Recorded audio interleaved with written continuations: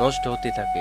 প্রবাসীদের ঈদ বলতে কিছু নেই, কারণ ঈদের দিন সকালবেলাও তারা নামাজের পর ডিউটি করতে হয়, আর আমরা নামাজের পর বিভিন্ন জাতের খাবার নিয়ে ব্যস্ত থাকি, অথচ তারা এক মুঠো ভাত খেতে পারে কিনা সন্দেহজনক বিষয়। আসলে প্রবাসীরা টাকার মেশিন। প্রবাসীরা যদি প্রতিটা ঈদে টাকা না দিত আমাদের, তাহলে আমরা অনেক কষ্টে ঈদ কাটাতাম। এরপরও অনেকে আছে প্রবাসীদের নিয়ে সমালোচনা করে, তো তাদের উদ্দেশ্যে আমি কিছু কথা বলবো। অনেক মেয়ে আছে শুনতে পায় যে প্রবাসী ছেলেদের কাছে বিয়ে বসবো না।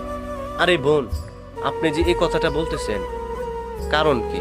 আপনি খোঁজ নিয়ে দেখেন, বাংলাদেশের 100% পরিবারের মধ্যে 70% পরিবার প্রবাসীর টাকায় সুখে শান্তিতে সংসার করতেছে।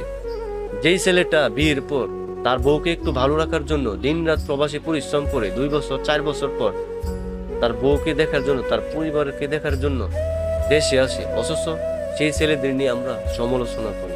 প্রবাসীরা দিনরাত পরিশ্রম করে মাথার পানি পায়ে ফেলে কিভাবে টাকা উপার্জন করে শুধু একমাত্র একজন প্রবাসীরাই জানে, আর আমরা এসি রুমে বসে খাবার খাচ্ছি। অপরদিকে তারা তীব্র গরমে 40 ডিগ্রি রৌদ্রে কাজ করে যাচ্ছে।